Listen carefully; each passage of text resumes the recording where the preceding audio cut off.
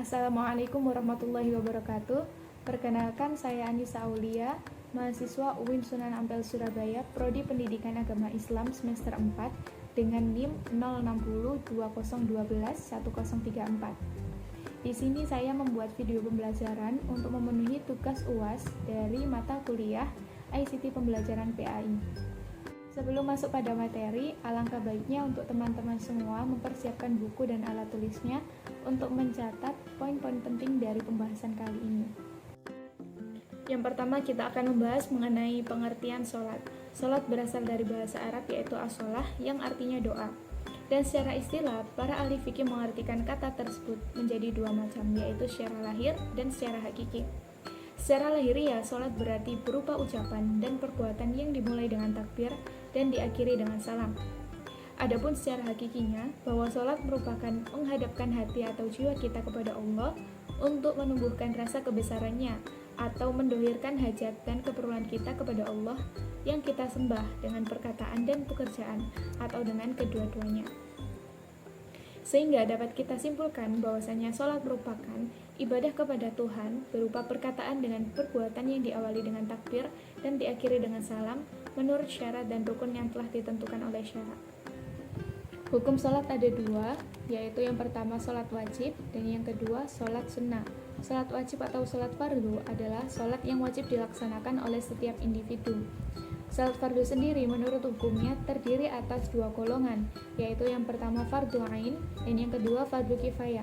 Fardu ain yakni yang diwajibkan kepada individu, termasuk dalam sholat ini adalah sholat 5 waktu dan sholat Jumat untuk laki-laki. Sedangkan fardu kifayah yaitu yang diwajibkan atas seluruh muslim, namun akan gugur dan menjadi sunat bila telah dilaksanakan oleh sebagian muslim yang lain.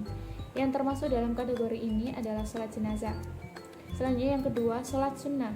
Menurut hukumnya terdiri atas dua golongan, yaitu sunnah mu'akkad dan sunnah ghairu mu'akkad. Sunnah mu'akkad adalah sholat sunnah yang dianjurkan dengan penekanan yang kuat atau hampir mendekati dengan hukum wajib, seperti sholat hari raya, sholat sunnah witir, dan sholat sunnah tawaf. Sedangkan ghairu mu'akkad adalah sholat sunnah yang dianjurkan tanpa penekanan yang kuat, seperti sholat sunnah rawatib dan sholat sunnah yang sifatnya insidental atau tergantung waktu dan keadaan, seperti sholat khusuf yang hanya dikerjakan jika terjadi gerhana. Pembahasan kedua yakni mengenai syarat wajib sholat. Yang pertama, beragama Islam. Orang yang menunaikan sholat maka harus beragama Islam, karena cara beribadah orang Islam adalah dengan menunaikan sholat. Yang kedua yaitu balik. Balik didefinisikan sebagai seseorang yang sudah mencapai usia tertentu dan dianggap sudah dewasa atau sudah mengalami perubahan biologis yang menjadi tanda-tanda kedewasaannya. Jadi balik artinya telah sampai pada batas kedewasaan. Anak-anak yang belum balik belum diwajibkan untuk menunaikan sholat karena mereka juga masih mempelajarinya atau mempelajari bagaimana tata cara sholat. Namun, untuk mereka yang sudah balik, maka wajib menunaikan sholat sesuai dengan rukun dan syaratnya. Yang ketiga, berakal. Berakal maksudnya mengerti tata cara sholat, atau mumayyiz, orang yang mengetahui mana yang baik dan mana yang buruk. Maka, sholat belum wajib untuk anak-anak kecil yang belum mengerti apa-apa. Begitu juga tidak wajib bagi mereka yang kehilangan akal atau memiliki gangguan jiwa karena tidak berakal. Pembahasan selanjutnya yakni mengenai syarat sah sholat. Yang pertama, suci dari hadas dan najis, baik kecil maupun besar. Yang kedua, menutup aurat dengan pakaian suci. Ketika sholat, maka kita wajib menutup aurat, karena saat sholat kita menghadap langsung kepada Allah Subhanahu wa Ta'ala selaku Tuhan yang kita sembah. Batasan aurat laki-laki yaitu antara pusar sampai lutut, sedangkan batasan aurat perempuan yaitu seluruh badannya kecuali muka dan telapak tangan. Yang ketiga, berada di tempat yang suci. Yang keempat, telah masuk waktu sholat. Artinya, tidak sah apabila dikerjakan belum masuk waktu sholat atau telah habis waktunya, sebagaimana diterangkan dalam Quran Surat An-Nisa ayat 103. Yang kelima, sholat harus dikerjakan dengan menghadap ke arah kiblat. Perintah ini termaktub dalam Al-Quran. Sholat menghadap kiblat dapat membuat anggota badan fokus dan khusyuk pada satu arah. Begitu pula, dengan hati agar khusyuk dan tertuju hanya kepada Allah Subhanahu wa taala. Selanjutnya yaitu rukun sholat. Rukun sholat bisa juga disebut fardhu. Perbedaan antara syarat dan rukun sholat adalah bahwa syarat merupakan sesuatu yang harus ada pada suatu pekerjaan amal ibadah itu dikerjakan. Sedangkan pengertian rukun atau fardhu adalah sesuatu yang harus ada pada suatu pekerjaan atau amal ibadah pada saat waktu pelaksanaan tersebut. Jika salah satu rukun ini tidak ada, maka sholat pun tidak teranggap secara syar'i dan juga tidak bisa diganti dengan sujud syahwi. Meninggalkan rukun sholat ada dua bentuk. Yang pertama, meninggalkannya dengan sengaja. Nah, dalam kondisi seperti ini, sholatnya batal dan tidak sah. Hal ini juga telah disepakati oleh para ulama. Yang kedua, meninggalkannya karena lupa atau tidak tahu. Untuk poin ini ada 3 rincian, yaitu yang pertama, jika mampu untuk mendapati rukun tersebut lagi, maka wajib untuk melakukannya kembali. Hal ini juga didasarkan pada kesepakatan para ulama. Poin kedua, menurut jumhur ulama berpendapat bahwa rakaat yang ketinggalan rukun tadi menjadi hilang. Sedangkan menurut ulama Hanafiyah, jika tidak mampu mendapatinya lagi, maka sholatnya batal.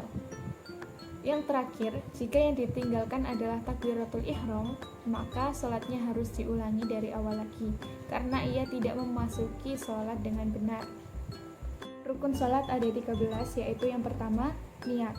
Niat merupakan menyengaja untuk mengerjakan sholat karena Allah Subhanahu wa ta'ala. Yang kedua, berdiri bagi yang mampu. Ketika seseorang tidak mampu berdiri untuk sholat, maka ia diperbolehkan untuk duduk. Tetapi jika ia masih tidak mampu, maka ia diperbolehkan untuk sholat dengan tidur atau berbaring miring. Selanjutnya yang ketiga yaitu takbiratul ihram. Takbiratul ihram merupakan gerakan awal dalam sholat. Yang selanjutnya yaitu membaca surah Al-Fatihah. Dalam sabda Nabi Muhammad SAW bahwasanya ketika seseorang tidak bisa membaca surah Al-Fatihah, maka ia diperbolehkan untuk membaca zikir atau memuji Allah Subhanahu wa taala. Ketika ia masih tidak bisa, maka ia diperbolehkan dengan membaca doa. Tetapi ketika ia masih tidak bisa juga, maka ia diperbolehkan untuk diam dan hanya mengikuti imam saja. Selanjutnya yang kelima yaitu rukuk dan tumakninah. Setelah rukuk yaitu i'tidal dengan tumakninah, kemudian sujud 2 kali dengan tumakninah, kemudian duduk di antara 2 sujud dengan tumakninah, dan selanjutnya yang ke-9 yaitu duduk yang terakhir. Selanjutnya yang ke-10 membaca tasyahud pada waktu duduk akhir. Yang ke-11 yaitu membaca salawat atas Nabi Muhammad SAW setelah membaca tasyahud akhir. Kemudian yang ke-12 mengucap salam, dan yang terakhir yaitu tertib. Maksud dari tertib ialah melaksanakan ibadah sholat harus berurutan dari rukun yang pertama sampai yang terakhir. Pembahasan terakhir yaitu mengenai hal-hal yang membatalkan sholat. Yang pertama, meninggalkan salah satu rukun sholat atau memutuskan rukun sebelum sempurna dilakukan. Yang kedua, tidak memenuhi salah satu dari syarat sholat seperti berhadas, terbukanya aurat, dan sebagainya. Yang ketiga, berbicara dengan sengaja. Dalam suatu hadis menyatakan bahwa pernah salah satu sahabat menyatakan bahwa ia berbicara ketika sholat. Kemudian turunlah sebuah ayat yang menyatakan bahwa dan berdirilah untuk Allah dalam sholatmu dengan khusyuk. Yang keempat, banyak bergerak dengan sengaja. Yang kelima, makan dan minum. Yang keenam, menambah rukun fi'li seperti sujud 3 kali. Yang ketujuh, tertawa. Tetapi untuk batuk, bersin, kedua hal tersebut tidaklah membatalkan sholat. Yang terakhir yaitu mendahului imam sebanyak 2 kali. Sekian penjelasan dari saya. Mohon maaf apabila ada kesalahan kata. Terima kasih. Wassalamualaikum warahmatullahi wabarakatuh.